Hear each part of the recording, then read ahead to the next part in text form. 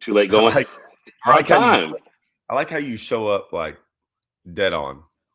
That's how I roll. You Not, know, I've not, always rolled like that. not like a minute earlier so we could talk, but just so I don't even know where to begin with this because this is all you. Oh, me. This is both of us. Don't even kind of throw this all on me. This is, I don't even know where to start either. I mean, it's funny because I'm having the same, I guess it's the same conversation that I'm having throughout the industry, from companies to anglers to the organizations. I mean, the industry's changed. And I don't so I don't I always normally I like send you something like, hey, this is the title of it. And I didn't do that because I really didn't know. I didn't really know what we were going to talk about. I mean, I know you'll call me or we'll text and like you'll be fired up about something. But like our I get I guess we just can't get together half the time because I mean schedules. But I mean, Busy. I know in the fall to work like the next couple months, like our schedules are going to line up a lot better.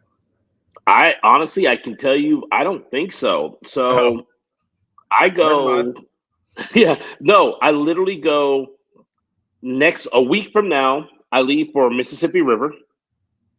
I come back from Mississippi River, and I don't even get to come back. I have to drive to Hartwell to leave my rig, because I literally have a tournament every single week up until Hartwell, and then after Hartwell. Back home? Yeah, I mean, we have the first one is the, what is it?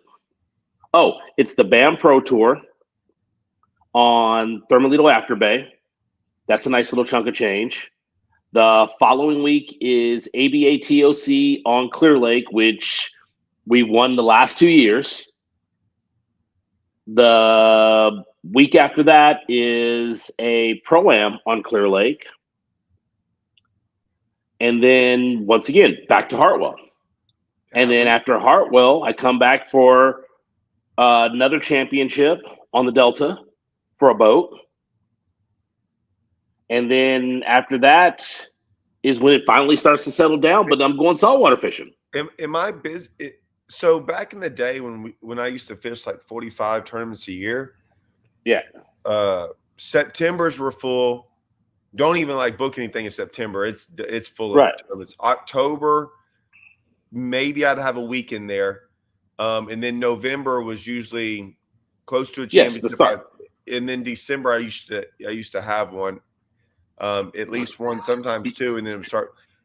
I am making myself like if I had to fish it. Well, I guess there's a BFL on Rayburn maybe in September, but I think the only one I'm going to go fish is the Lake of the Ozarks Toyota, and then I have a championship in October and one in November, and I mean that's it. But it used to be like, but for whatever something changed in Texas where I used to have tournaments all summer long, and now we don't. I don't remember hardly having a tournament in the summer other than championships.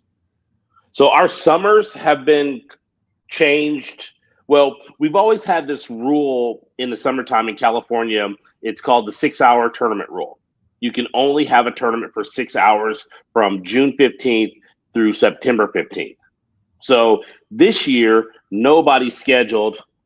What's up with your Rather than Muay just keep going. Thai? Okay, I just it was after the 6-hour deal.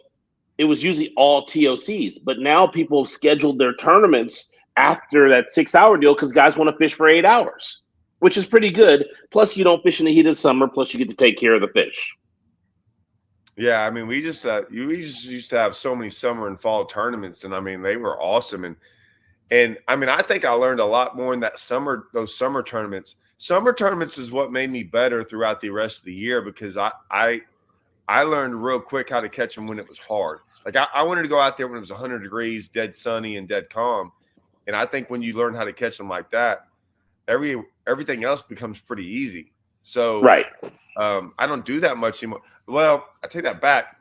I don't know why I'm complaining when I have my chance now and I go, like fishing right now, like if it's 100 degrees outside right now, I can go to the lake, no one's on it, and it's freaking. I am smashing them. It's fun. I can go like live scope them, or I can go up like we've been catching them shallow and like I don't even want to say it, but I do so shallow, like a foot of water.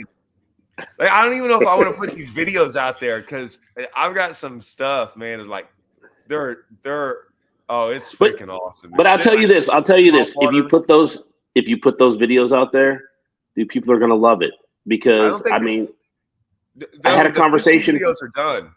I'm not doing any more fishing videos probably from the rest of the year. Why? Like people complain that that's all they want to watch, and then I put them out. That's all they want to watch. Exactly. That's all they want to watch. No, but they don't. They don't watch them. But then I talk about like something stupid, some drama somewhere, and it's like 49,000 views. And I mean, that's what scares me about our industry. That's what our industry's coming to. I call it WWE. We're basically in an industry of WWE now. Everybody wants to have drama. I mean, look at this comment from Ricky Stapleton. You know, Ty messing with Randy Howe. I have no idea what it is because I'm trying to stay away from all that drama. I just want to go fishing, man. I remember the days we used to show up, throw our money on the table, tell the guy that you're going to beat him. And that was about the extent of the drama was right there. And then you come back in the weigh-in and whoever had the best bag got congratulated and got handed a pocket full of cash. And those were the good days. Now this is scary that someone actually remembers this. like people have no clue, but we won Angler of the Year like 7-8 years in a row in the summer and the fall series. Dude, we love those series, man. It was awesome. Frog. It was. We used to frog them up in the man. Those were like just fun. Like, right? Dude, those were fun stuff. We don't do that anymore. That's the problem with the industry. You know, I had a conversation with a gentleman yesterday. He's a longtime friend, and we were talking about the forward-facing sonar thing, and I was explaining to him that, you know, I'm not against it. I'm not 100% for it. I'm kind of mutual. Like I use it because I have to use it because it's actually a great tool. It's a great tool to see how fish relate to your bait. And I have a problem with that because I think you need to stand on one side or the other. You have to love it or hate it, right? I can't do that. I can't do it. I can't do that. Of course not. Well, of course not. But man, like if you even accidentally go like just to tilt just a little bit, I mean, they just instantly jump on you. I'm like, guys, I did a video today for Sunday, and it's the same thing. I mean, I feel probably the same exact way you do. So for me I'm sitting 23rd in the points on the Bass Opens and the EQs right now. And I will tell you, we've had 7 events so far. Of those 7 events, I've probably used Active Target 3, maybe 4 of those events because you have to. And it wasn't like I used it all day.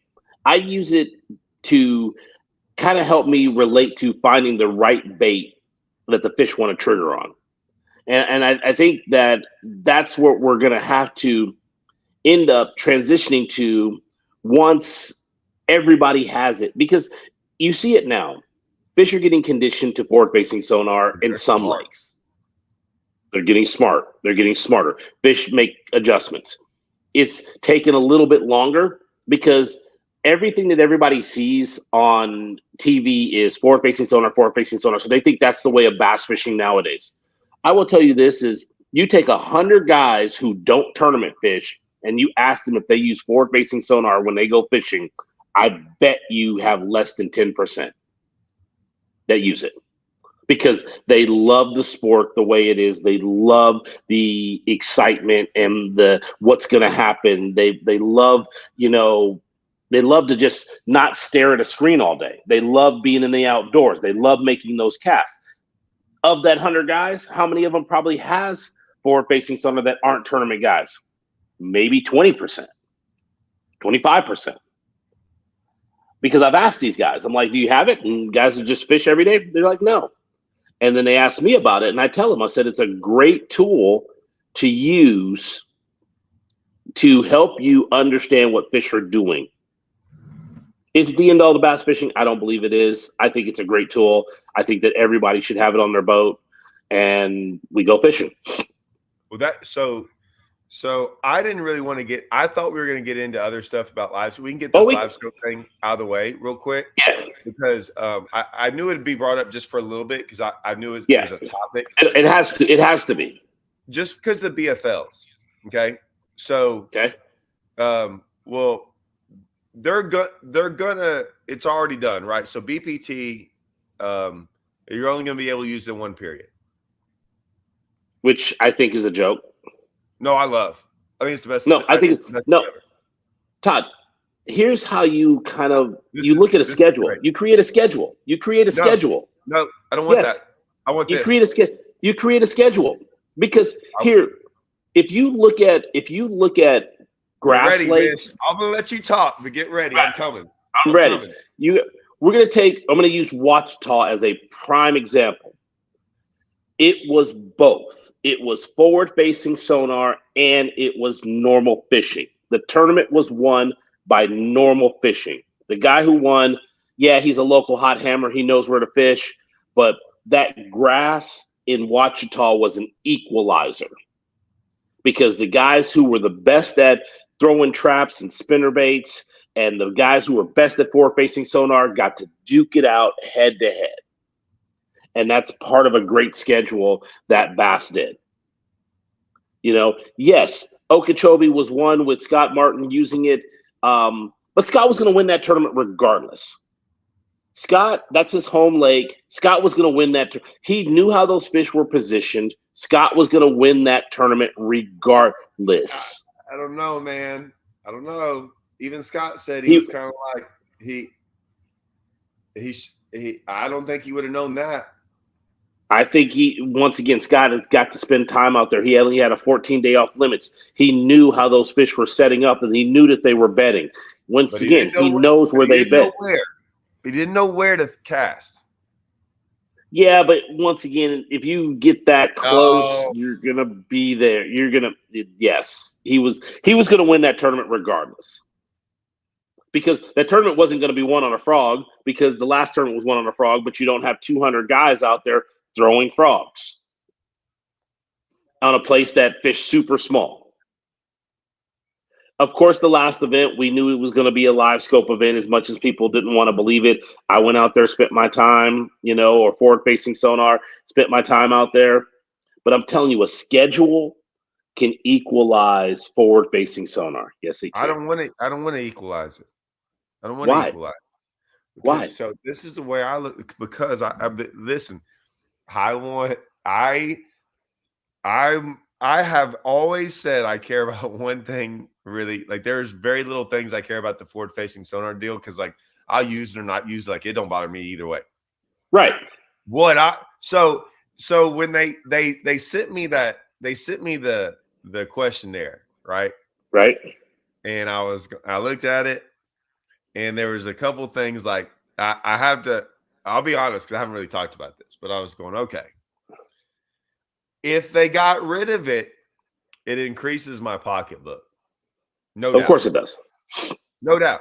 And the only reason I can say that is like this year at Toledo Bend, I finished 5th, and everyone above me was live scoping. Do I win that tournament? I don't know. Probably. There's probably. Too many times where, Probably. So right then and there, that's an entire that's a I don't know what I made on that one. But that's a $40,000 yes like turnaround. I know all the other tournaments like where guys were live scoping them, and sometimes we live scope, sometimes we didn't. But I mean, I'll put it to you this way: I made a lot of money for 20 years without it. Where people didn't know how. I think I make more now.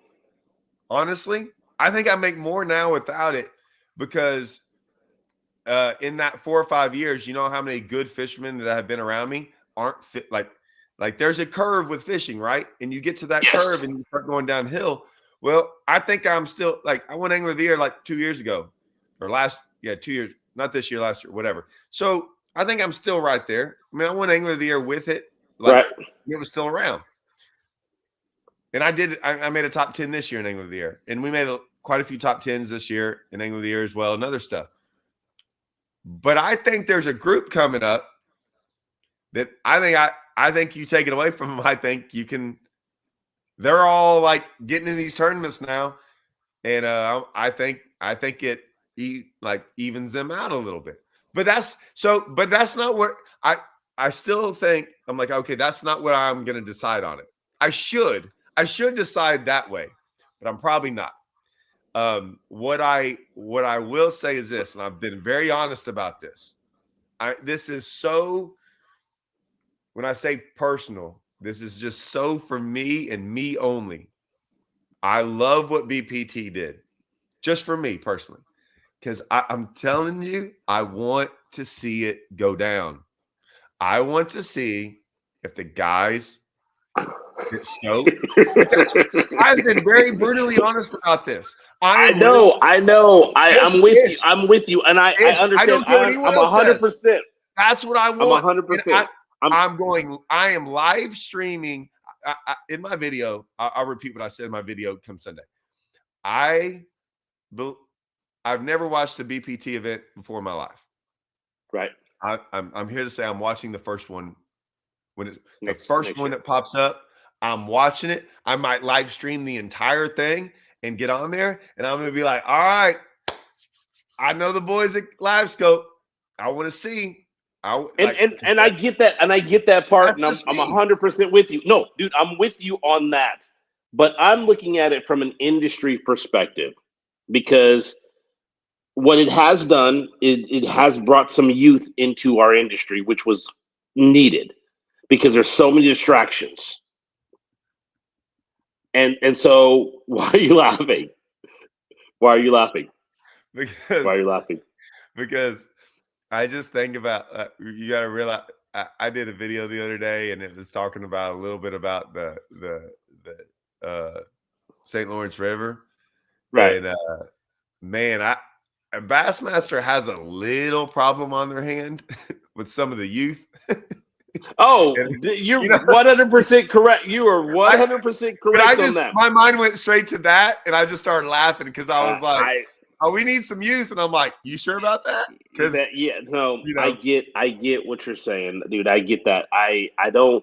To me, what that is I call it ignorance. I call it, the fact is that what we have created, we've created this monster. The industry has created this monster, and now they have to correct it. And the easiest way to correct it is some of the stuff that they have been doing with the disqualifications and everything else. Yeah. I want to, first of all, and this goes out to every single guy who wants to justify that, oh, well, they're young. That's BS. I've seen it way too many podcasts, way too many YouTubers talk about, oh, well, he's only 19, he's only 21, or he's 23 years old. Well, when I was 19 years old, I was heading my way to start thinking about trying to fish the Bassmaster Top 150s. I was a professional sitting at the boat shows wearing khaki pants and wearing a collared shirt with my shirt tucked in and a belt. And yes, things have changed. I get that. But there was a level of professionalism that I had even at 19, 20, 21, 22, 23 years old. And it's called being a businessman. It's called not living in the gray, as I call it. It's about living black or white. You're either on one side or the other, just like you said. And these guys live in the gray. This ain't a young thing. I mean, no, it's not a youth thing. It's not a youth thing at all. There's older guys lived in the gray too. I want to make sure that everyone realizes it's saying don't blame it on being young. Yes, 100%. Because I've watched too many, like I said, I've watched too many podcasts out there. Well, all these guys sit there and go, oh, well, he's only 19. That doesn't matter. Oh, well. He's a grown, I want to say something else, but we are on, Todd. Oh, I can say it on Todd's. I can't say it on Andrew's. Grown-ass man. As I'll say, grown-ass man. And they want to be treated like grown-ass men. I'm going to treat them just like a grown-ass man. And so you have to act like one. You're in a professional sport. You're at a level of the highest, and age is not an excuse for living in the gray. And it's his first season on the Elite Series. Well, I don't care if it's his first or his last. He's been fishing tournaments for a long time. These guys, all of them, they need to learn to be professional or get disqualified just like anybody else, treated just like everybody else. Are we supposed to sit there and wipe their noses and wipe their butts for them because they're young? Absolutely not. I'm just saying is stop justifying age for these guys. But back to the forward-facing Sonar deal. It has brought some youth into this sport. It's brought a lot of anglers, which, once again, for a while, we were lacking that youth movement, And so let's get it corrected. But I don't like the one period deal. I want to see what happens. I'm going to be right there with you, watching it, going, let's see if these guys still catch them. Because there's been multiple have been vocal about it that says that they can't catch a bass without it. Well, that's my whole thing is that I've always said this. You can't, all these people talk, man. I'll just be honest. So I don't even know how to, this is such a long, I've got all my thoughts going on. Everyone says, everyone makes excuses of going, that guy can catch him with or without it. And I don't really care if they can or not. I just know that when they win tournaments or they do really good, you see like 99.9% of all their fish caught on live scope. Right. And I'm going to get somewhere with that. So like I said, I'm tired of that. I can't wait you're going to get to see if they can. There's no more guessing or defending these guys, whether or not they can do it with or without. They won't know that in the elites. I doubt it, because they're not going to do this. They don't have I don't think they have the ability to do it unless they did it like every other event or something. But this is the best way. You're in a day, and 2 out of the 3 periods you can't use it. It's going to look very obvious all throughout the year whether you can or you can't. Now I'll give some leeway on the first tournament because we could just have a bad event, right? So we'll see. But my point is throughout the season, throughout the whole season, the whole season will tell. Yeah, a guy told me, the tournament director, he goes, "Hey man, what better way to find out angler of the year after the whole year's done, whether or not you can catch them with and without it?" And I was like, I love that take. That's a great take for me right now. And I think, and I'm hard on MLF, right? I am. Right. I'm hard on them about some things. Obviously, the Toyotas, I put them freaking the highest thing out there that you can fish. I praise them on the Toyotas. Some other things I don't. But I think they have a great opportunity. Take it. What does it matter? Hopefully they stick with it. Someone said, I didn't even think about that. They're like, they'll change it 8 or 9 times by then. Yeah. I hope they stick with it. And let's just see what happens. And I can't wait, because I just don't. How many people, you have heard this, Ish? I know you have heard me, and you've never talked about this. How many times have you been to an event or been somewhere and it's a sight fishing event, right? And the next thing you know, someone goes, whether it be I don't know. I've just had it a 1,000 different times. Someone go, so-and-so, he's in this event. He can sight fish. And I'm like, okay, we'll see. We'll see. Right. And it might be a local. I don't like say I go to another lake, so I don't really know the locals. Right. And I'm like, we'll see if he can sight fish, and we'll, I've had a buddy of ours. I've had a buddy of ours at Grand Lake, and we were there for a Toyota event. And he's like, so-and-so can really sight fish. And I'm like, okay. And, and day one rolled around, and I was like, well, he's in like 55th place. I know what place I was in. And so it's like, hey, man, there's a big difference between, and I've said this a lot, catching a fish off a bed is not what me and Ish consider a good sight fisherman. Like my kids catch fish off beds. Like that's where I go teach people how to fish a lot of times is off beds. I get that there's some easy ones, or I'm teaching them.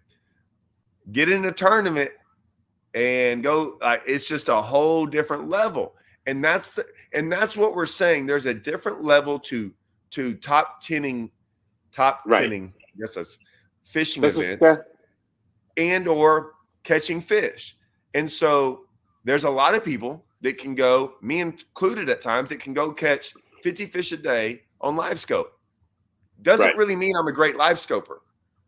It doesn't. It just means I know how to go catch fish off live scope. But like going to a different lake and that day when it all counts, having to do it when you might only get 6 bites, and then because it's so hard, that's what I want to see. And the flip side of that is fishing. Oh, he can fish without it. Well, I haven't seen it, and there's nothing in this history that shows he can. So that's all I want to say. Like, guy goes out there without forward-facing sonar and wins, I'll give him his credit, or not even wins. I'm not a guy who's big on like, oh, he has to win. I think that's way over. Winning it to me to determine whether someone can fish or not is overrated. Guys at like freaking Angler of the Year, top 10 everywhere we go. If I see a guy winning a tournament once a year sometimes, or some guy just like third, second, fourth, fifth, I'm instantly picking that guy as a better fisherman. Right. But just the guy, I mean, he'll get his due. He might win. You never know what happens, but I want to see that happen. Yeah, the guys who win coast to coast in every region. Or just do good in every, or just do good. Yeah. I mean, I've won in Texas, I've won in Florida, I've won in New York, I've won in Wisconsin, I've won in California. I mean, yeah, every pretty much extreme region of the country. See, and I don't agree with this. I think Jacob Wheeler is going to blast another Angler of the Year. Another Angler of the Year. I think it's going to be his easiest one. Yeah, this is going to be. Yes, you're absolutely right, because he can catch him off forward facing sonar, and he can catch him, and that's the difference that everybody doesn't seem to realize. Because once again, if you gave everybody forward facing sonar, there's probably some 12-year-old kid who could wax them on forward facing sonar on the tour, but you take it away from them. It's a different ballgame. It's a different instinct. It's a different knowing when to pull the plug and making that move. Knowing when to give up on the frog, which has gotten me snake bit too many times, because you know what's going to eat it. And if it just doesn't happen that day, it doesn't happen that day. But when it does, game on. I don't know who I was talking with the other day about Aaron Martins. I literally had this conversation. It wasn't me and you. No, it wasn't me and you, but I already know what you're going to say. It was like 3 or 4 days ago, and I was going, what would Aaron have done with this? And I'm going, Aaron, what? People would have said Kevin who? People would have said Kevin who? They would have been like, who? Wait, does anybody else bass fish besides Aaron Martins? Because what people fail to realize, and I see this in Koyo a lot, is there's a lot of very distinctness between the two, like Aaron and Koyo, and that's what you see what's coming. I mean, Koyo's what? He's won 3 bass events already in 2 years or something like that. Yeah. This is what you would see. And if Aaron, he would have dissected it and been like, oh, okay, he swam away from that color, but I'm going to pick this color and he's going to eat this color and they're going to be fish. This is where they relate now. And oh, nobody's ever fished for these fish before, so I'm going to catch every one of them. And that's what he's done. Yeah, I mean, and it does suck too, because like even when I do my videos, it's amazing some of the, like I've been doing some live scope videos, which is I find them freaking awesome, because I like doing them because when I've gotten around them and I'm like, I find situations where I can screen record and do all that and just show people what it's about, because a lot of them guys don't have it. There's guys on these comments saying, hey, I don't even have it. Right. And some Remember, guys that's what I told you about the average fisherman. Some of them say If I you're don't want it, and some of them say I'll never want it. And I totally respect your opinion on that. Here's all I'm going to say is, as a fisherman, there's a lot of people who disagree with sight fishing. I have never taken anyone sight fishing that thought like they came away from sight fishing as that was one of the best experiences I've ever seen. Like they loved the entire experience about it, right? They caught a fish, it was on the bed, whatever, and they released it and they watched it go back. But besides all that, it was just the interaction with the fish and watching it, right? And I think some of these people have what they show on TV with live scope sometimes. I mean, they're showing a very little small clips of it, but sight fishing for me and you sometimes is the 4 hours of trolling down a bank and we never make a cast, but we're just looking at stuff like it's fun for us. Like that right. never gets old, right? Looking Right. at that screen for 45 minutes and never catching a fish, but watching how bass and then these catfish and then a brush pile and these bluegill. I never knew there were freaking hundreds and hundreds of bluegill Right. and brush piles. Like I'm like, there's some bait fish in there, but I didn't know that. And then to see these like gar, like and catfish in the same thermocline and all the different things I see, I like making these videos. And I think some people are like, oh, okay, that's pretty interesting. Now I'm sure there's some guys that like that's cheating. And it sucks that some guy gets it and he might not even be tournament fishing, right? Or he is, or he's not, but he just wants to go use it. And that's why I said in my video the other day, I'm like, they could ban it in every single event and it's never coming off my boat. Right.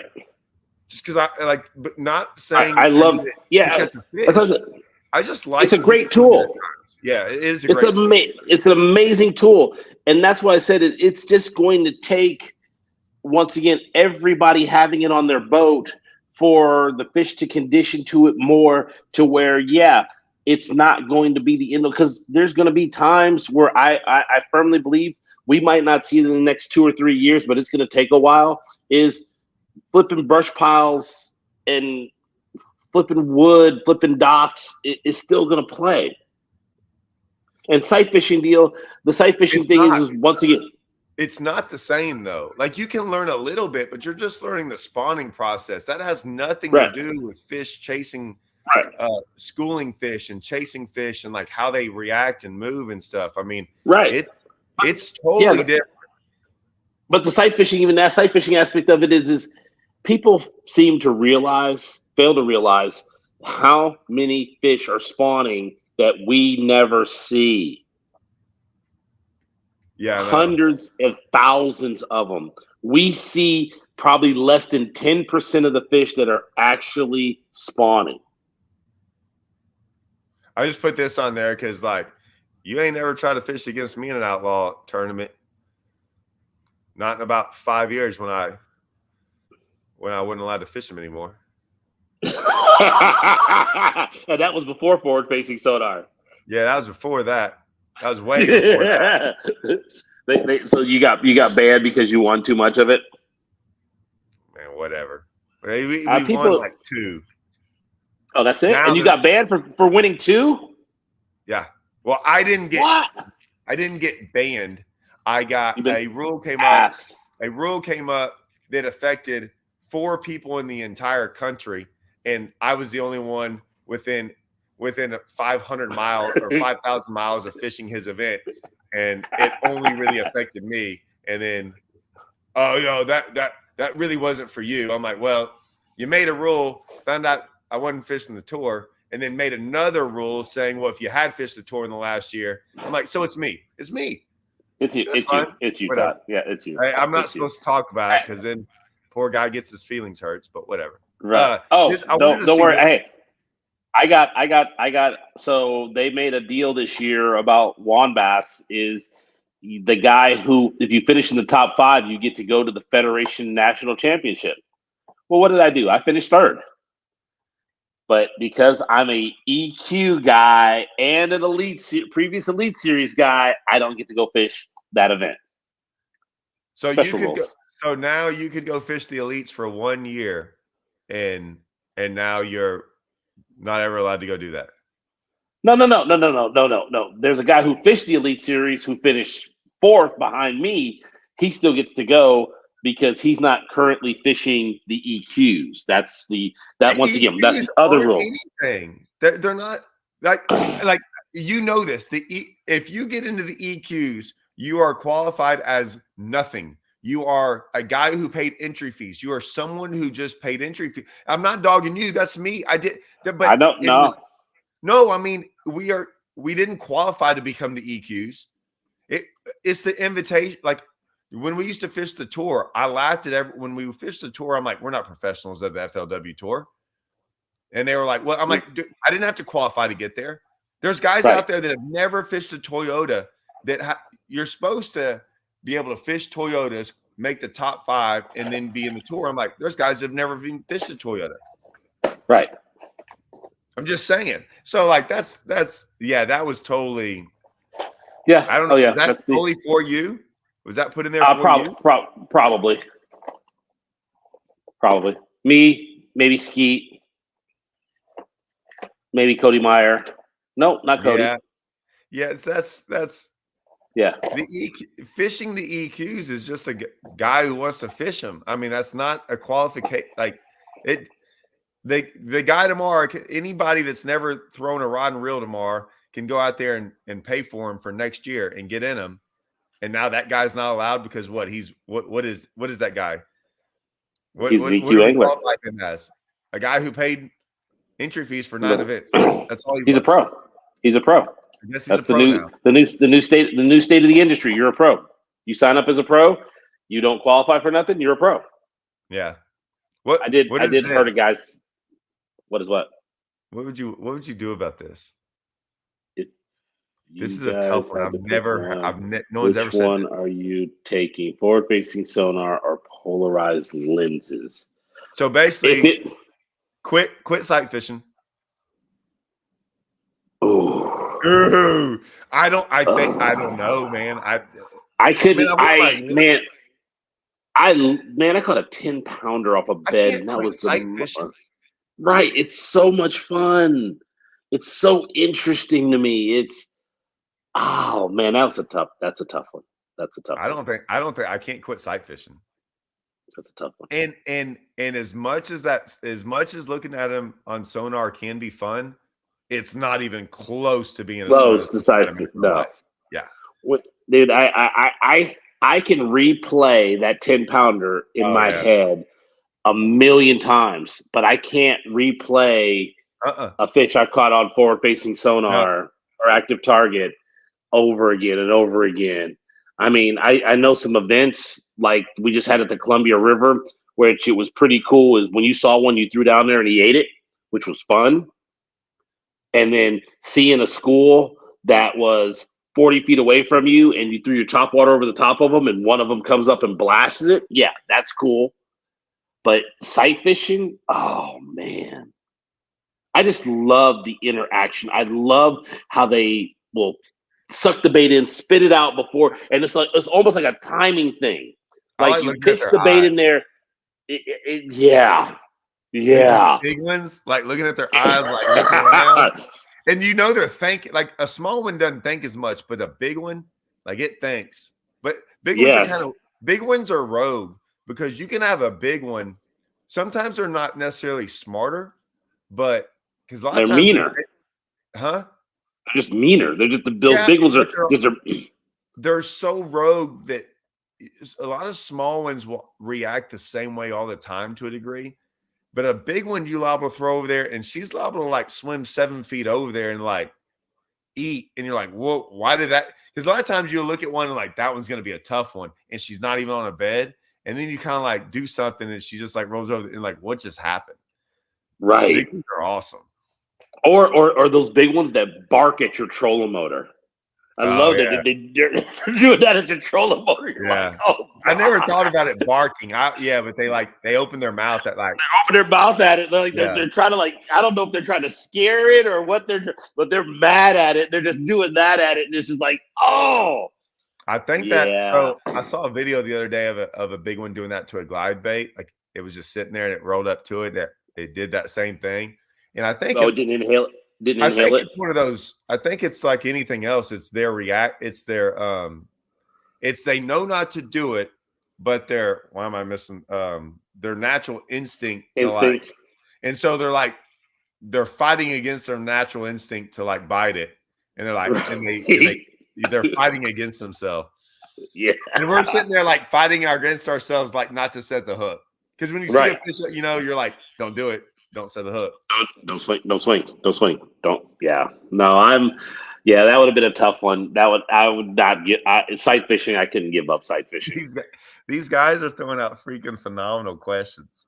I didn't know we were going to get into this. Wow. Forward facing without spinning rods or sight fishing with only a spinning rod. Ow. That's such a great question. That is an awesome question because here's the deal. I can catch them on a spinning rod, but not all the time. I would say that 98% of the bass I catch sight fishing are not with a spinning rod. Right, but could you 98%. have caught them, or could you have attempted to catch them? But then there's some there's no way you could have. That 10 pounder, there's no way I could have threw a bait big enough on a spinning rod to get that fish to react. It wanted that giant tube, like it wanted the freaking tube that big thrown in its face. Well, I was just thinking about like we catch them a lot of like in places where we can't get them out of. Right. There's some, yeah, he's got a point, man. We just would have to change our spinning rod tackle. Yeah, I just don't know. Hey, man, hey, you get a big old one of those saltwater spinning rods. Dude, that would be the greatest. Someone like looking over there at you, and you got this big old spinning rod. Dude, but it's the same thing as I get these guys that show up on these tuna boats that I go fishing on with spinning rods, and they literally get the crap beat out of them trying to fight these tuna.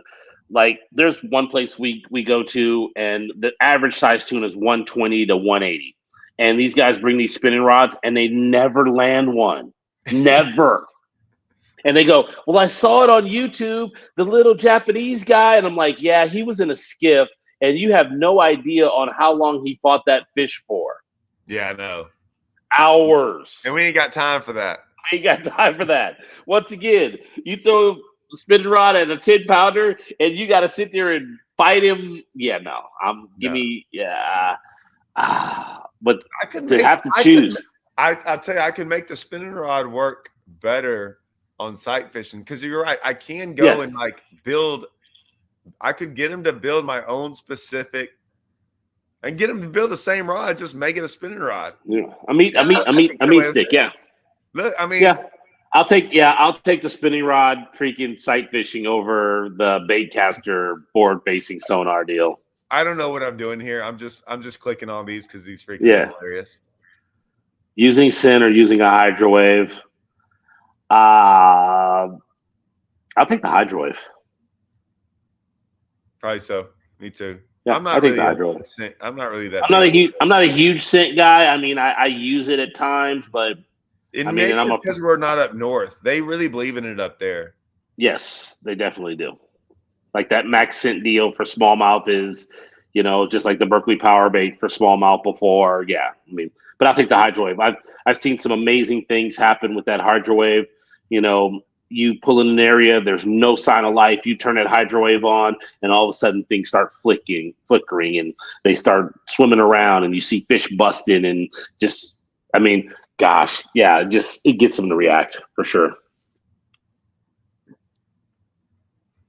I want to know now about all. You really called me before all this other stuff about.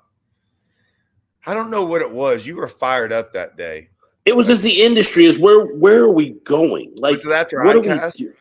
Yeah, it was after ICAST. Because you got sick at ICAST and you were down for a little bit. We didn't get to talk. We didn't even get to see each other because both you and I were both so crazy busy. Everybody's like, oh man, I saw this person, and we talked. I'm like, dude, I got to see nobody. I was too busy. I saw you at the event, and I really wasn't even thinking about it. But yeah, I mean, it's just it was like, where are we going at ICAST?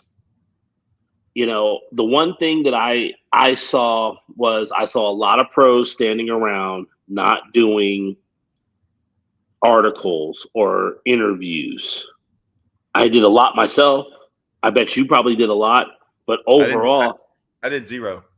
you did zero. Really? Nothing on the popping perch. Nothing on like. No, when I talked to the tackle warehouse guys, they're like, "You do anything? Like, why aren't you on any of these lists?" And I was like, "Man, I can do that whenever." And so, what I learned is that I'm not limited to ICAST, Right. and so I'm learning, and I think everyone else is learning that there's certain guys need a platform, and then other guys like me don't. Like I can make a video, I can do anything I want to at any point in Right. time with them or without them. And so, man, I look at a lot of that. I look at how the industry is going and what pros are doing and not doing, and the old school way of thinking about things. And I'm just going, man, I think the tournament pro is in trouble. That's what I personally think. That Definitely. I think it's going downhill rather than uphill, and that's just me personally, because I think that tournament fishing is never going to go away. That's the no, deal. right. But being a pro angler is definitely getting harder and harder and harder. I had a question to a long-term angler who's been around a lot, and I go, "Can you tell me a guy that you feel's gotten a decent boat and motor deal from a sponsor in the past 5 years?" One guy. Like a new guy that's A, never a new had guy, one. a new guy coming in, a guy that's come on the scene in the last 5 years, one of the super hot pros that, they're setting the world on fire, can say that they've gotten a decent sponsor of any kind. You see these sponsors on these guys' jerseys, but I know what a lot of these guys are getting, and it ain't nothing near. But I understand why they're getting so little. I got one guy, but I don't. But he's borderline fifth. I don't know if he's been 5 years. I'm just guessing with him. He might have been doing it longer. Who? And I'm not saying I don't know his deal or anything. I would suspect that he's got a decent one. No, I don't think anyone's gotten. I don't think they're going to either. Right, they're not. But it's many. There's many factors to that. One is, and I keep hearing this from a lot of different companies, is these guys don't want to work. I don't know if it's I don't think it's that they don't want to work. I don't think they know how to work. Boom. I'm so glad you said it before I did. That's it. They Yeah, don't know because how to work. that was my thing to the companies too. And that's not a knock on them. That's not a knock on the anglers. It's taken me years to figure out. That's why I have that's why me and you look at all this, and you becoming a professional, you getting back on the elites. I don't want to say you becoming a professional fisherman. You getting back on the elites is just a little thing. It's not really. Right. I don't mean to diminish it. I'm not. What I'm saying I know exactly what you're saying. It's not. Before it was everything. Everything else was minuscule except that. Now it's like Ben Milliken is a perfect example of this. Perfect. Yes. Now that guy knows how to work. Yes. He knows how to. And so he looks at the elites, and because this guy put on there, look, I don't know. I guarantee you he's 50-50 right now. I haven't spoke with him. I probably could call him up and ask him. He knows how to work. He knows how to work, but his way. His way. But it's not the industry way, which is what right. But it's his way and it works. So I don't really care what the industry. The industry also tells me that I have to become an elite to be freaking good. at fishing or to No, become successful. I no, know, but I don't look at it that way. And so no. I think, but the young guys coming in still think that's the Yes, way to because, and some of them don't care about being successful in this. Some of them guys they don't want the need the trophy. money. They They they don't. Yeah, they want they the care about the trophy. trophy. They want the sponsorship, but they want it, which is hilarious to me. They want the sponsorship because they want to feel validated in what they're Yes. doing. But no offense, if I had their money, dude, I'd be like, "What's your boat wrap?" I'd freaking have a Puma on there, like freaking, you know what I'm saying? Steve Kennedy, And Steve just Kennedy, the yeah, just Tiger, freaking the and Auburn Tigers. whatever. Yeah, And I'm like, man, what do I care? Like I wouldn't if I had the money, then I just work. I wouldn't work. I wouldn't do anything. I just fish. If that's really the what they money, wanted, because I don't the understand money if that you had these guys all are the paying for information. well, if you've got millions of dollars, right? And you're going to get Right. a $20,000, you're going to go work for a $20,000 sponsorship. I mean, if you ever talk to rich guys, they're like, dude, I wouldn't waste 5 minutes on that. So so why? What's the purpose of getting it? It takes away from time of making millions. That's what Right. that So $20,000 sponsorship takes time away from making millions. yeah. So like, just go just go fish and be Yeah. okay with it. But there's something deep inside them that like, well, I'm not being validated if I don't have a sponsor. I don't know. Right. It's an interesting thing. It is a very interesting thing. But yeah, ICAST is just, it was, the question is, where is it going? I kind of like the direction that it's trying to go, and it's back to a sales show. It's getting back to, let's talk to these companies, and these companies talk to their retailers, and you know sponsors want influencers more than touring pros. They want that deal right there. Is they want influencers because social media has projected what I call a false sense of recognition. Is, once again, some of these influencers have 100,000 followers. Well, you can buy followers. The influencers don't necessarily, they want those guys, but pros have validation. Touring pros catch fish. Pros have more validation than anyone. They have more Yeah. upside than anything. They have Yeah. everything they have is upside. The problem Yes. is, and this is They don't where know how to I see, use it. well, so even like Ben was set up to use it all, and still it was difficult on him. He probably lost money, and I'm not saying the fishing side of it, but he was set up to do it all, and there's so much of YouTube and social media on the frequency and Yeah. everything, and then Ben's out there, which I would have been just like Ben. I'd have been like, I would have put all that on the back seat Yep. to try to do good in the tournaments, was what I think he did, which was Yes. what I It would have hurt. done. It And that hurt. was a It smart move. it hurt. It hurt his filming. It hurt his filming time. It hurt 100%. It hurt his content.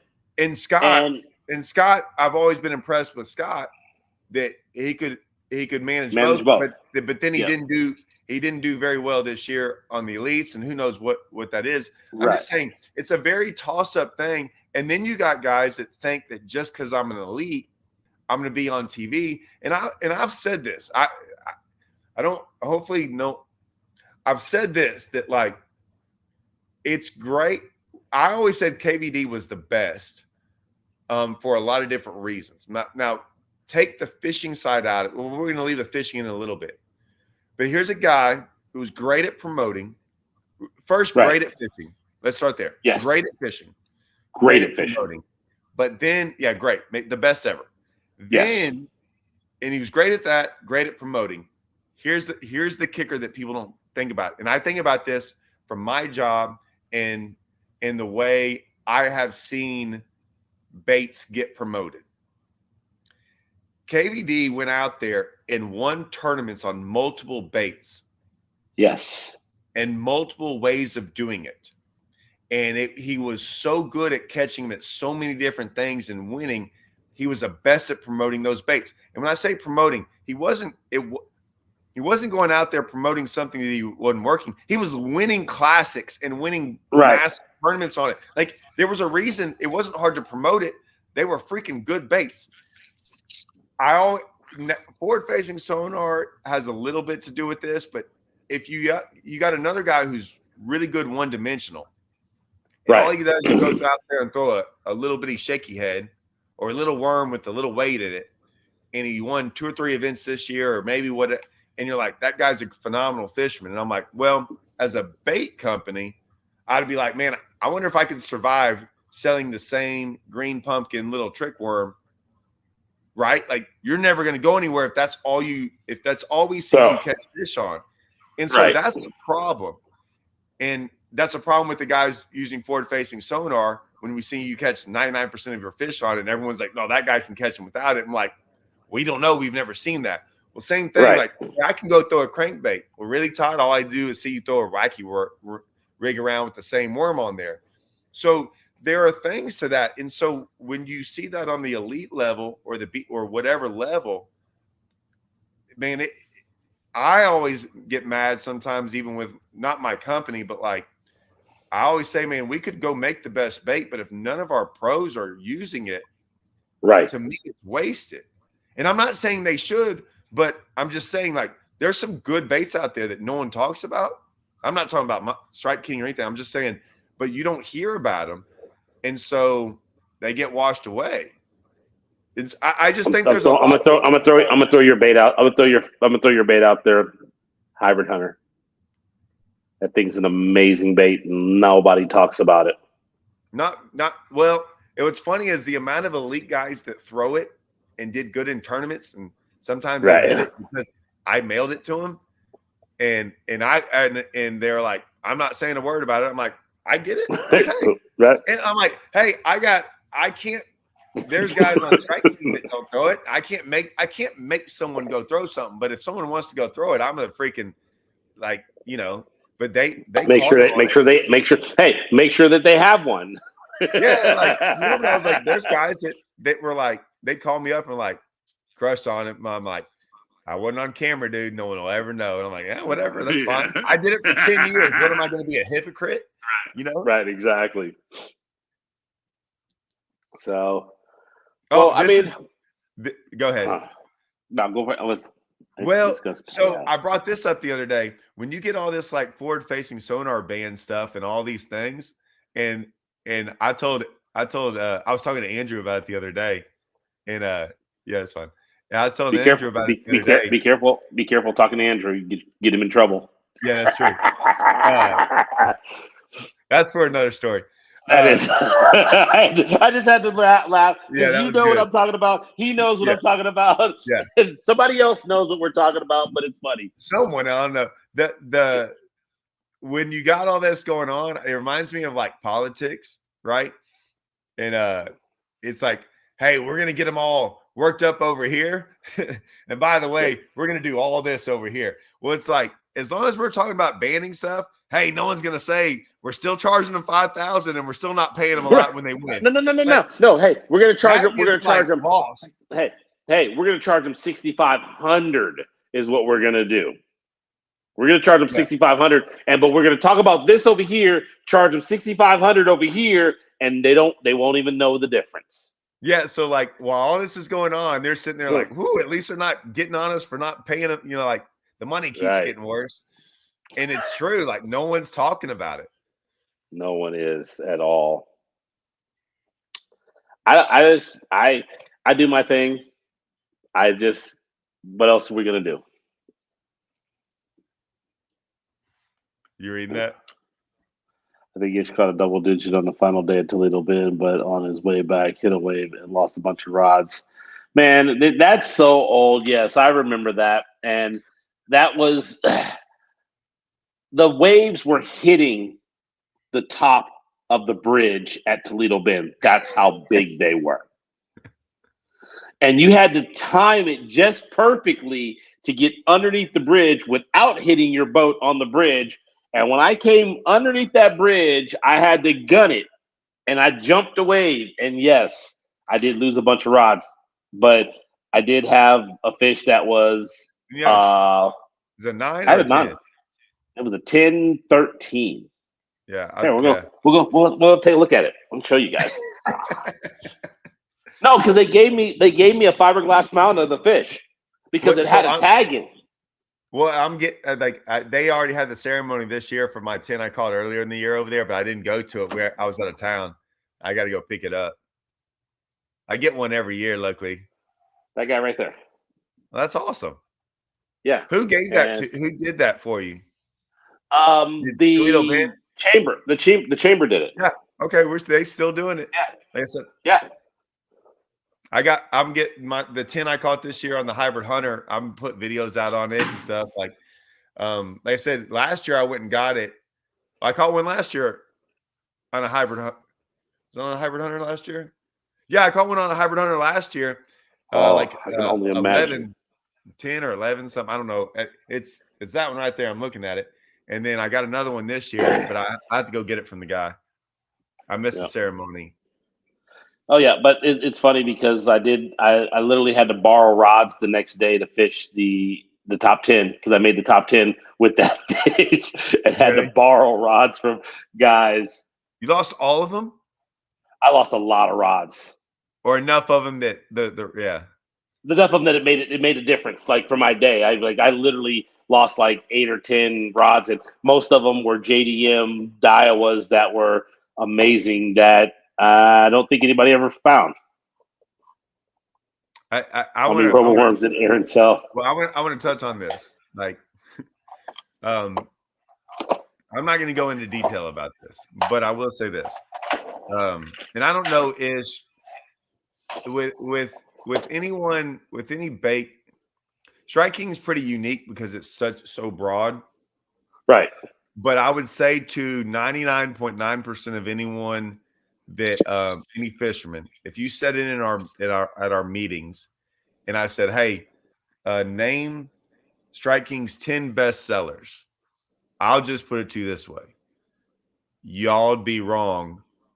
Y'all probably wouldn't get any of them. You talk about Strike King's overall big best sellers, or their bass big sellers, or their. I'm just telling you what you think you know about fishing in general. Oh, I know. I know this. I know this because I was with Pradco, and there's one particular bait in one color that pretty much outsold every single color of every fat-free shad that was out there. Right. And, one bait, one color. I don't know even in the top 10 if it would be a bait that y'all have probably even thrown of Strike Kings. I'm just saying, like, it's pretty unique and interesting, and a lot of it has to do, like, people don't even understand. It has to do with what people fish for. What people fish for. Right. It's like what people Walmart, fish for. Like if you went into Walmart and go, "What's y'all's best fishing lure?" or whatever, and y'all would probably get that wrong too. Like it's amazing, and because y'all don't understand the power of like Walmart and all these different things. So I can tell you what it is because I know. And just for everybody out there, it's that little red Rebel Crawdad is the #1 selling bait in Walmart. Period, because it catches everything. You know what? And you know what's probably in the top 10. 10. I don't know if they're still out there anymore, but you know what was in the top 10 probably forever, or top 5? What? That peg that just had spinner baits on them, free, with just a little barcode on them that were 99 cents. Yep. I mean, like I said, people have no clue, and you're like, well, I'm telling you, like, would probably outsell a 2.5 crankbait times 10. It's just it's crazy. So how many did Aaron sell? He sold a lot compared, but in the scheme of things, it's hard to make a business. It's very minimal. Robo worms. Yeah. Yes. Very minimal compared to what the industry sells. You know, it's people don't look at it. They think, oh my God, Loomis sells so many rods. Oh, everybody wants a Daiwa Steez rod. Oh, everybody wants this reel, that reel. Those reels and rods and reels don't sell comparably to the $99 combo special. Keep talking. Yeah. Oh, I know. Yeah.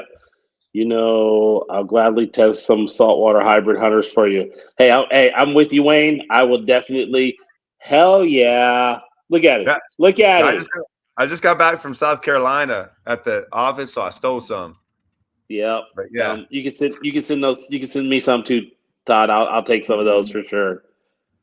yeah, I got some. I got some other little goodies. I was in there putting them in my backpack. Like I was like, man, I hope they don't stop me at freaking the security. Like, TSA. What happened to Todd? Well, Todd went to jail for with having a about bunch of fishing tackle. They thought he yeah, with like stole it. yeah, like 70 baits with hooks on there, and I'm like, yeah, Yeah. they Yeah. just they waved me on through. They call him a terrorist for the Yeah, hooks. No, man, I just, you see where things are going. I see where things are going. I'm having a lot of these conversations. Anglers are calling me, from every different aspect, from the organizations. People are looking at Zona retiring, stuff like that. And it just, to me, bass fishing it's on its cycle, is what I call it. It's going to get good again, folks. I have faith that it will get good again. And banning forward facing sonar isn't the going to be the fix for it. no, Not banning it's not going to be the fix for it either. It's just like, remember, it's a tool. And I tell everybody that if you can afford it, you should get it on your boat. Lowrance has a new Eagle Eye coming out that's comes a unit and the transducer for $995. Everybody I think can afford that if you're buying a boat. This is save your money, put that on there, forward facing sonar, and start using it. And you will see how great a tool it is. And plus the fish are getting conditioned to it. And so it's not the end all to fishing. It's not the greatest thing to fishing. It's not the worst thing to fishing. It's just a tool. yep. I just want to put this on there. I hope we're just freaking beating old Matt up. Oh man! Well, hold on. We gotta give Matt some props. Got to Oh, give Matt some props. Last week, I texted Matt as soon as it was over. I was like, "Hey man, you almost." At the time, I was like, "If you'd have caught one more on day one, you win this thing." And that was right before Easton weighed in. But yeah, he would have come. If he'd have just caught any fish on day one, the one he lost would have won it for him. Yeah. The one he lost. He lost a freaking. He says the biggest smallmouth he's ever seen in his entire life at the trolling motor. Even just a 3.5 pounder. Another keeper. Another keeper keeps him in second. Yes, but that day one. But he did great. So we got to give Matt his props. He did great, and he told me his game plan, and he stuck to it. I told him my game plan, and I didn't get to stick to my game plan on day two like I wanted to because I drew the leader, the co-angler leader, and it would have been unfair for me to go take him smallmouth fishing where he probably would have zeroed. We went largemouth fishing and he won.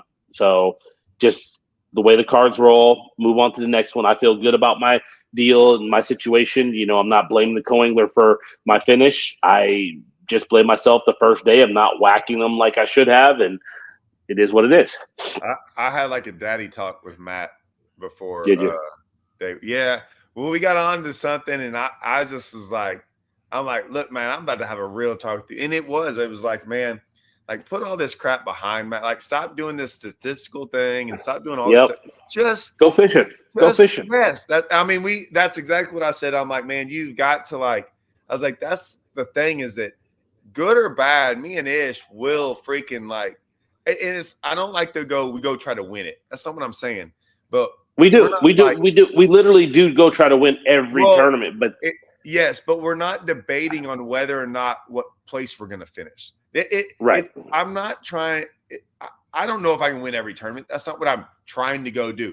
I'm trying to go catch a giant bag every day. I don't know if it'll win or not, but I'm not going, well, if I go do this, I'm playing it safe. Like I don't play it safe, and it has probably cost me some tournaments.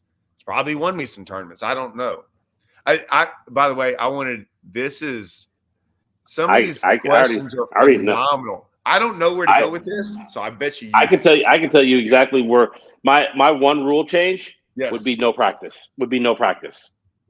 I think that's also the equalizer of forward-facing sonar is no practice.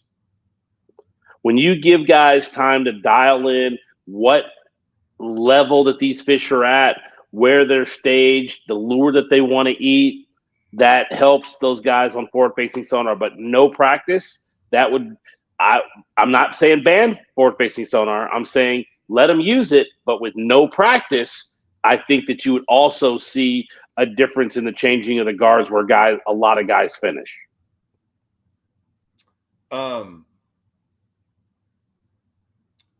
I'm not going to say what rule changed because I don't know. Like that, it came to you really quick, and I like it. Like I like your rule.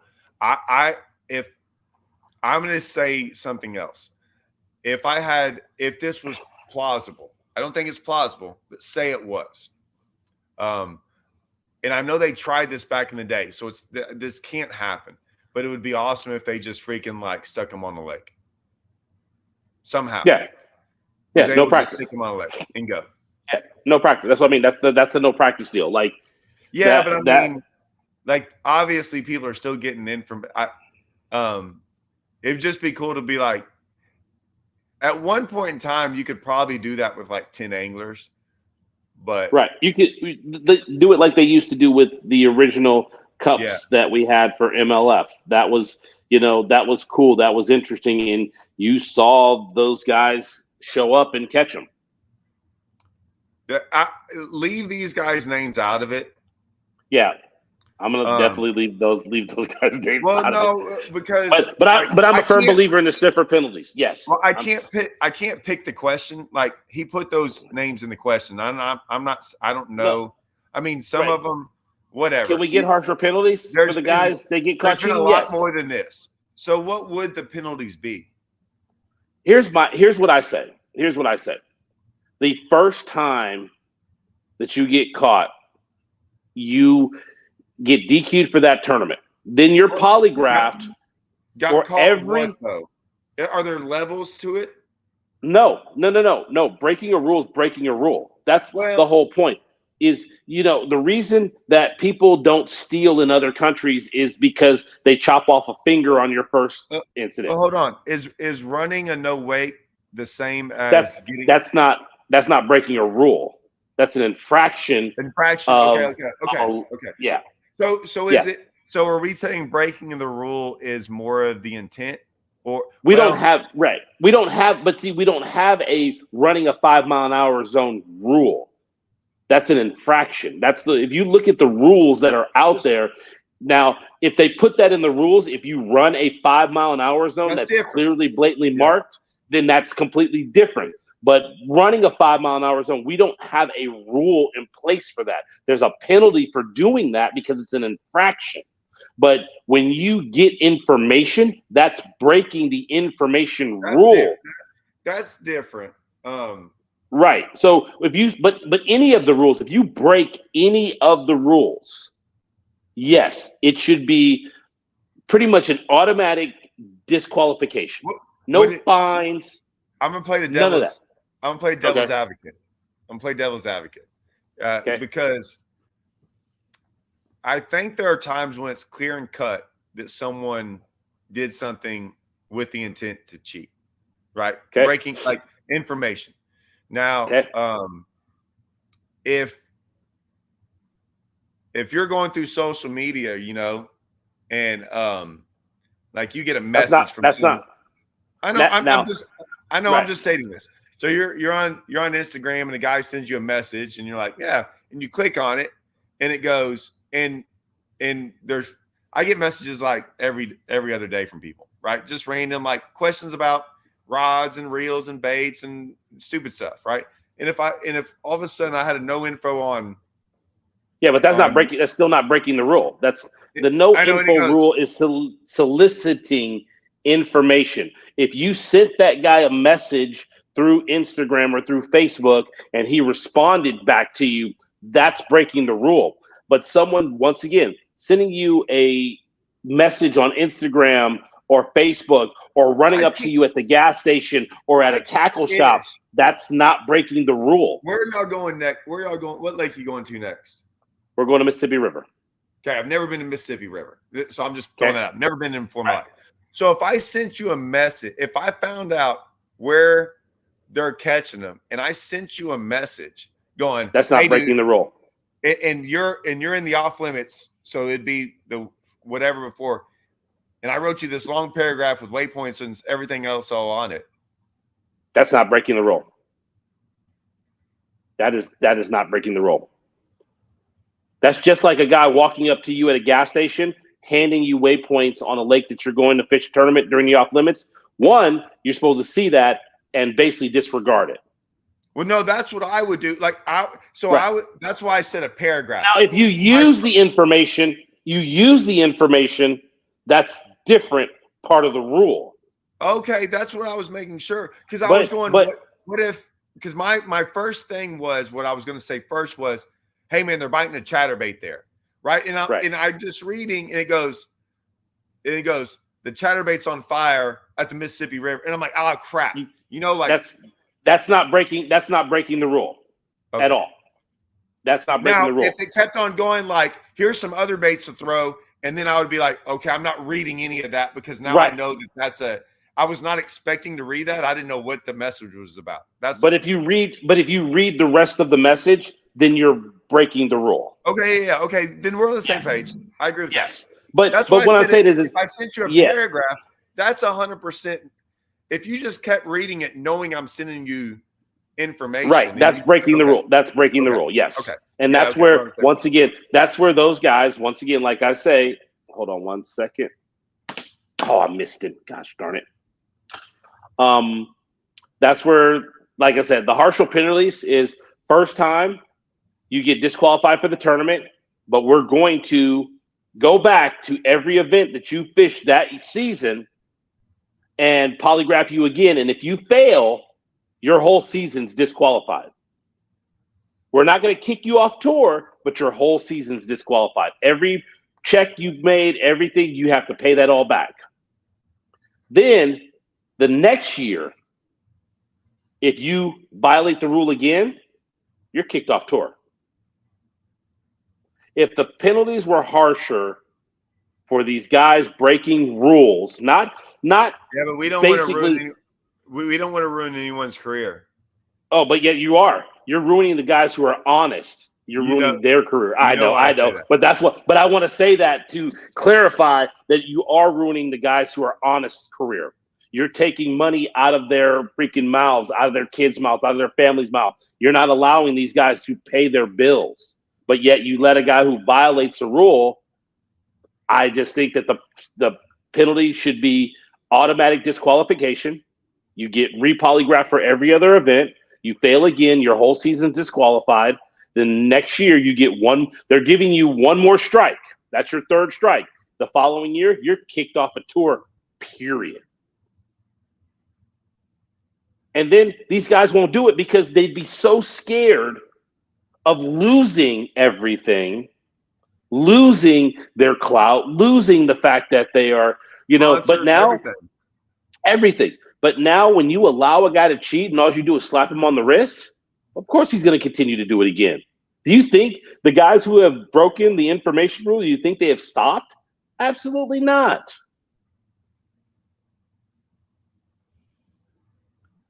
Showing up late, preventing late penalties. So what happens if running a no wake lane, which is an infraction, causes the angler to avoid showing up late? If you blatantly run a no, that's once again. That's a tough. So a lot of these things are tough because, I don't remember. I'm trying to. I always. When rules are brought up like this and they're so harsh, and like I said, I don't really have a problem because I've never had a rules infraction. I've never been anything in any tournament in whatever, like in 600, 800 tournaments I've fished in my life. I've never had, I don't think I've ever been, what do you call it? And here's the why can't I think about it? Protested. I've never had anything like that. Right. But I'm also that guy that freaks out that I'm also that guy that freaks out that I'm gonna get a ticket. Like I get pulled over and the cop comes up and is like, hey, you got a warrant. And I'm like, for what? Well, 4 years ago you didn't pay some parking ticket that blew off my windshield that I Right. never knew about. Like I swear to you, like I am that guy that like is very nervous, or not nervous, but like I worry about things that like you didn't mean to do. And I remember at St. Clair, I was worried to death. I mean, I tried to find this out, and everyone was so, like, oh, just don't go over there. But there was that Indian reservation place, and we were allowed to fish if we had a license, but it was questionable. And I was like, always trying to figure out. And to this day, I still don't really know. But that's what that's your job. But they express that you are supposed to know the laws governed in that state which you are fishing that event in. Which is impossible. Right. No, it's not. I just want to say, it is. No, read the rules. No, read the rules. No, the rules are very. Rules are different, not from state to state and lake to lake. It's impossible. It's not, because once again, there are rules and regulations that are printed. No, not from them. They're printed. I'm talking about there are some vague, crazy things from where? From where? Name one place. Name one place. That what you're talking about is the Lake St. Clair, the Indian reservation rules. That's what you're talking about, right? There is a printed form that's online. It goes out into the lake. They have the boundaries. It's written. It shows you where the boundaries. It's printed, Todd. We looked at it at the last event. It's printed in a dotted line where, like, how am I supposed to know on the water where that is? You can pretty much. They're not going. If you are slightly. Yes, that's my point. They had that when I was there. They were like, "Yeah, there's like a bamboo stick out there in the water," and I'm like, "What?" Yes, and those are out there. Imaginary lines on a lake. I go from bamboo to bamboo, right? But the bamboo to bamboo, which is a bay, you can see it. Todd, it's not that difficult. That's what I'm saying is these rules, and it's printed. We go there, it's printed. They're not going to bust you if you're inside the line by 500 feet. They're going to bust you if you're inside the line by a quarter mile, because that's how it's written. Like that's my point, that that there's some it's like this. It's like going. Here's one Ish.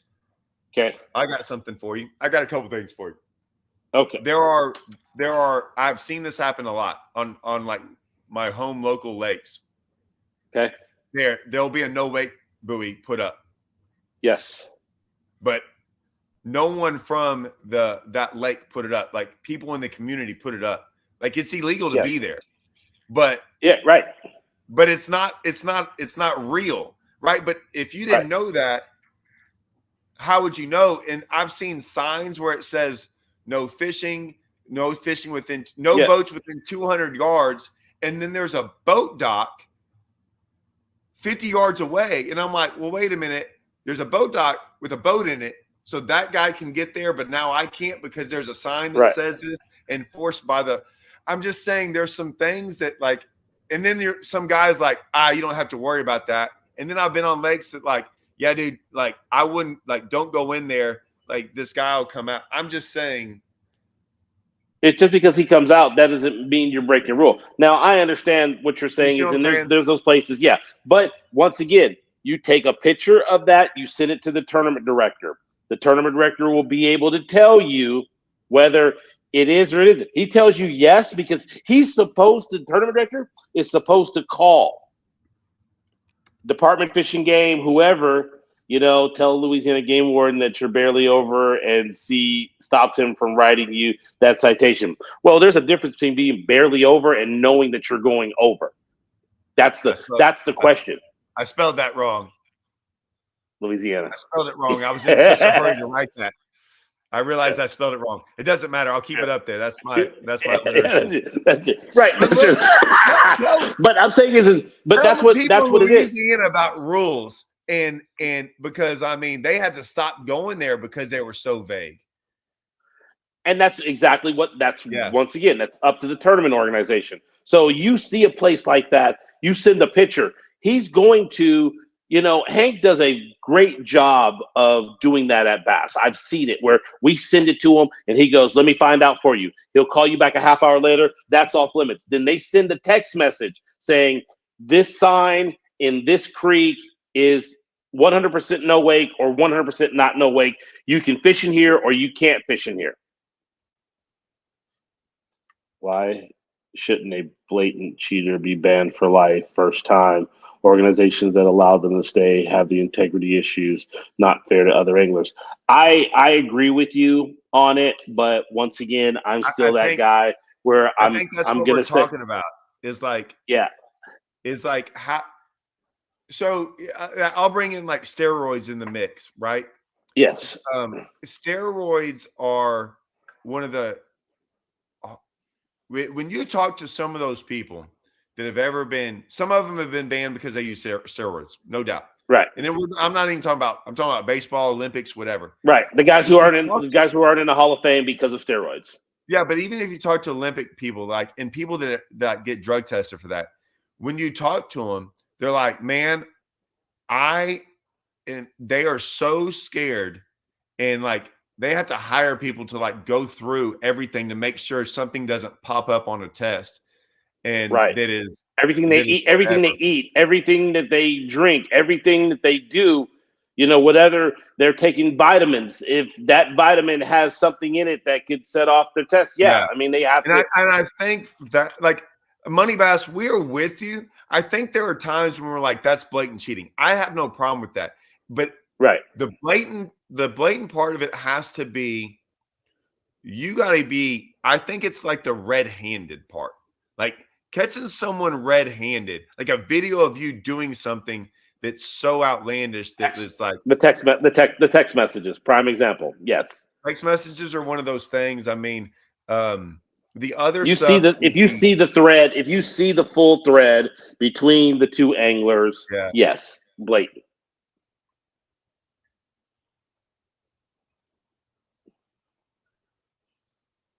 Like I'm just telling you about marinas.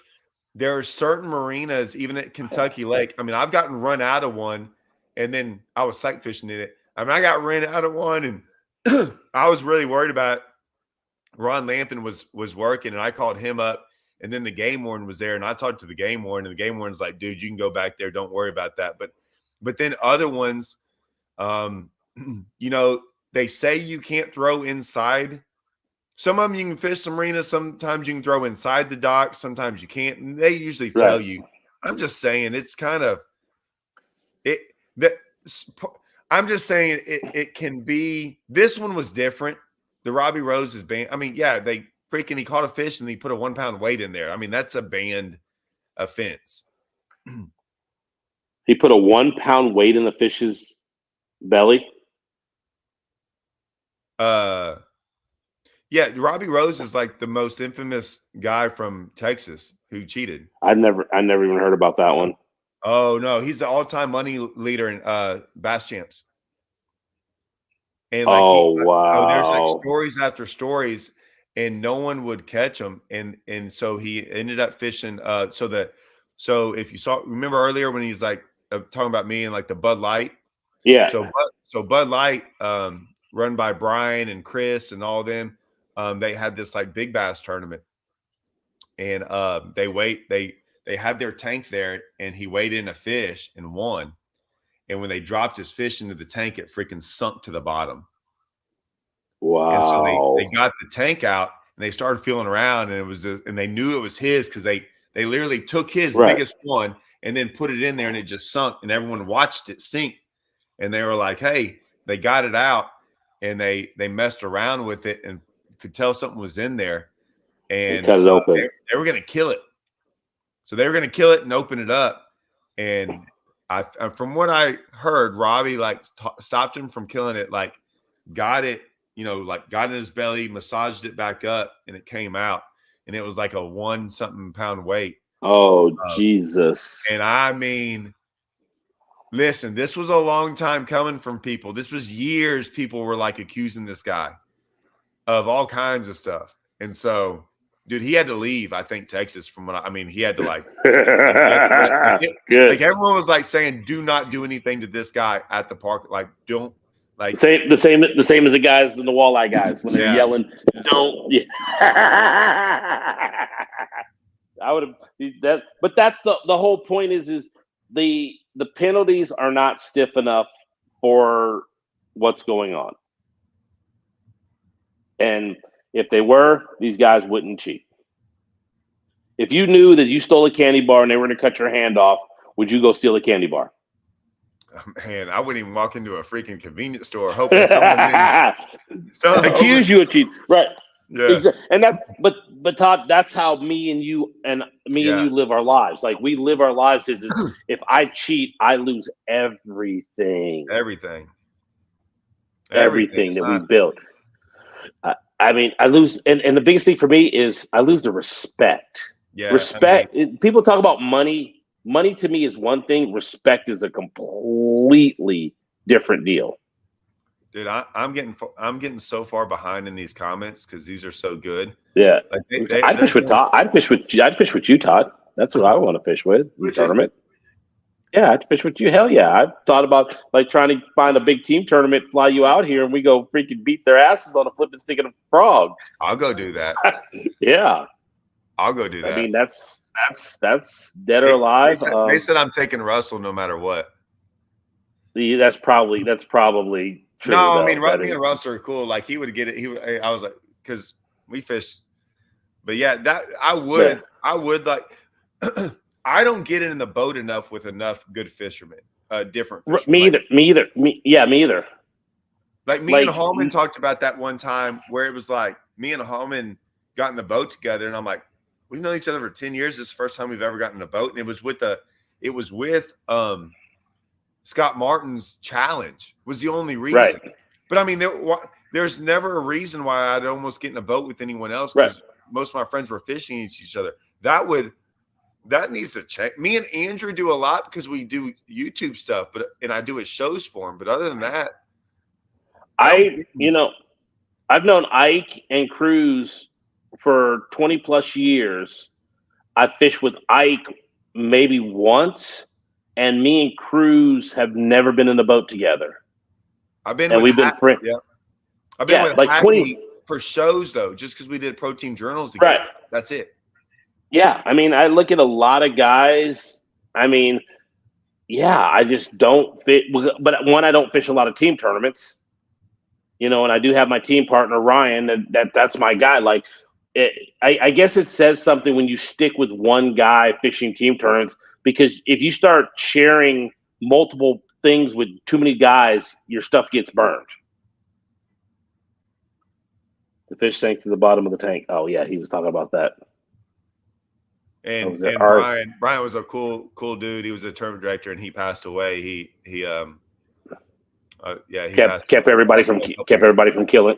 Kept everybody from killing the guy. Brian was a good dude. Me and him talked a lot about tournaments and stuff. He was a tournament director, and it's they do have. It's 1:30. I kind of have to get going because me too. But hold on. Yeah. All right. So I'm gonna end it here. I don't think there is anything else. I want to hear this. Do you have any Mike Long stories? Zero. The only Mike Long story that I have is that I saw him at a boat show here. He came to the boat show in Sacramento, and they had him on the before. Mike's gone. Mike's disappeared once again. The fishing industry will run you out of the industry once they find out the truth about you. Yeah. And I went to a show, and I had heard all these stories about Mike Long. Never fished against him in any tournaments at all, ever, because he only fished team tournaments for obvious reasons. Right. And I watched him try to cast and work a swim bait in the tank. And my first thought was, I'm too good. That's why I don't catch giant fish like this dude.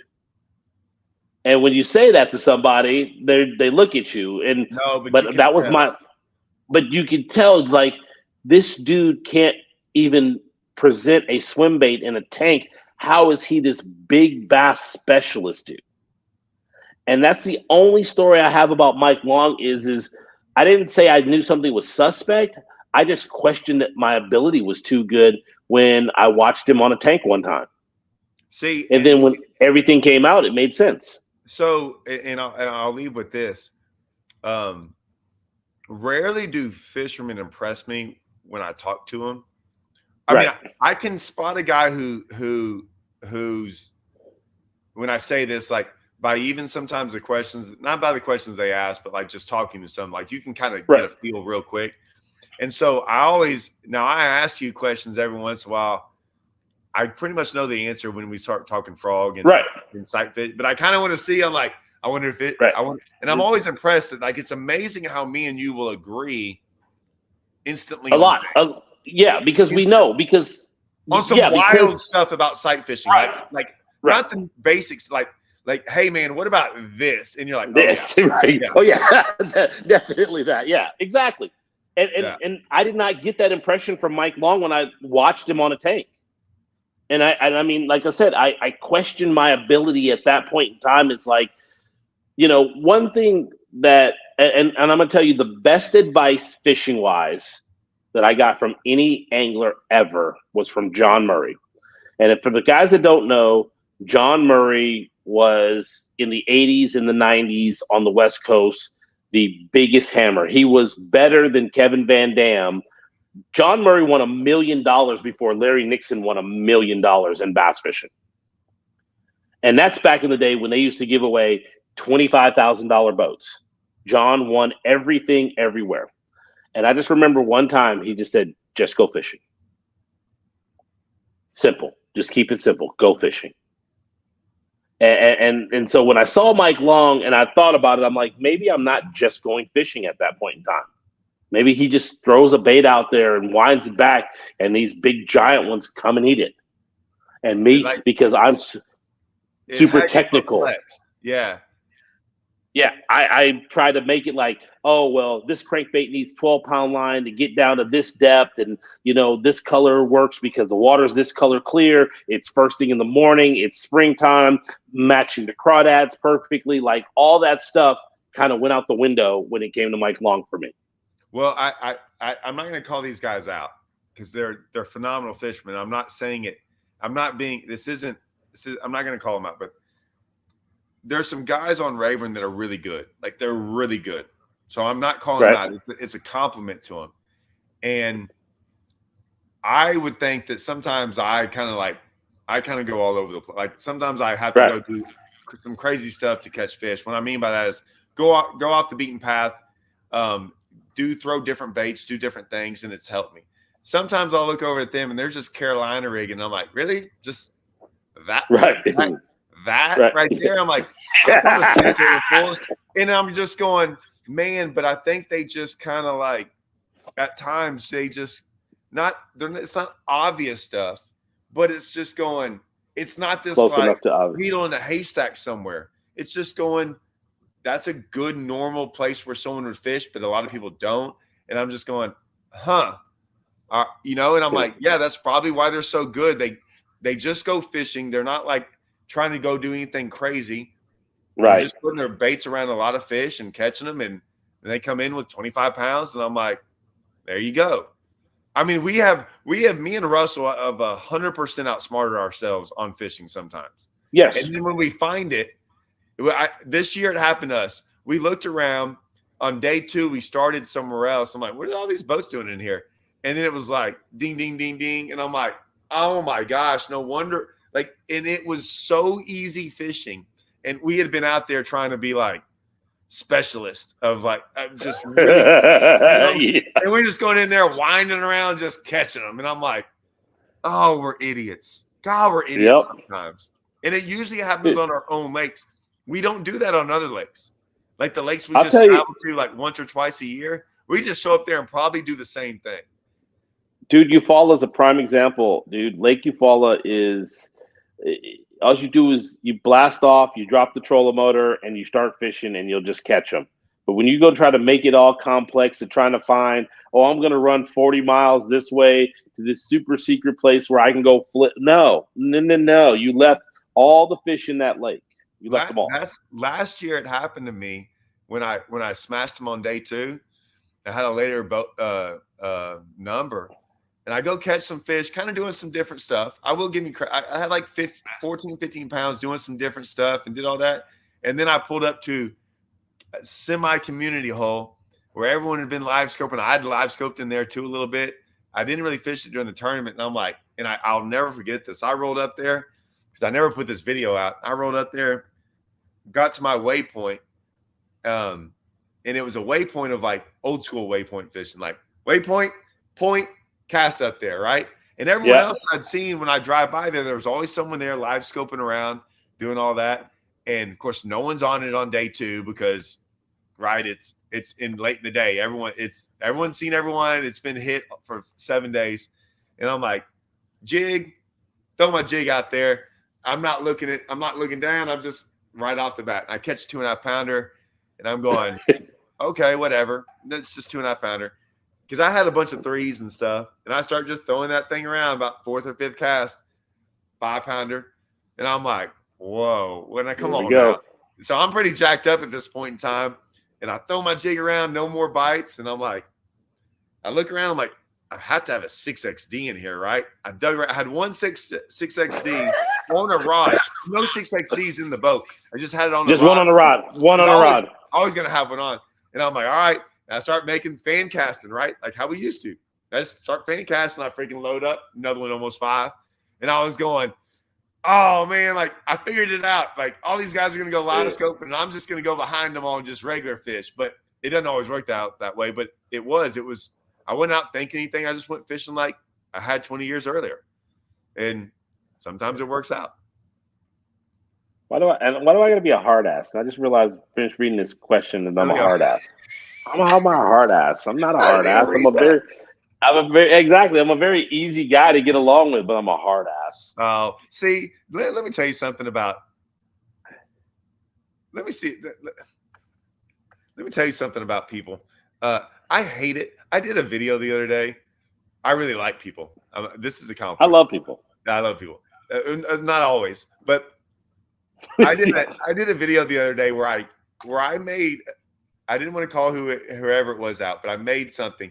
Dude, there's been like 5,000 hours of live footage, right? I brought up something like from 10 years ago, a 5-second clip, and I didn't even really describe it. I just said it was a look someone gave. And dude, people were freaking naming the person. I just said, I saw someone make a look one time and it showed who they really were, and people guessed it. And I'm just saying people are pretty good. And when I got, I'm not a hard ass. I'm not a hard ass. Well, I'm just saying someone else guessed somebody, and I'm like, yeah, great fishermen. They guessed them. It's a compliment for them. Like I don't really call too many good on Rayburn. They're good. They're good. Right. But yeah, someone guessed it. I don't like that. Well, I don't like that you guessed my secrets. The secrets, but they guessed it. Yeah, they did. All right, man. Yeah. Holler at me later on this week. Like I said, we need to chat about some other stuff too, and we'll do another one of these soon. I know. Yes, you know. I know. Yes, sir, Daddy. Yeah. Yes, sir. Yeah. I won't call you. Yeah. All right. I'll talk to you. See y'all later. Hey, Ish.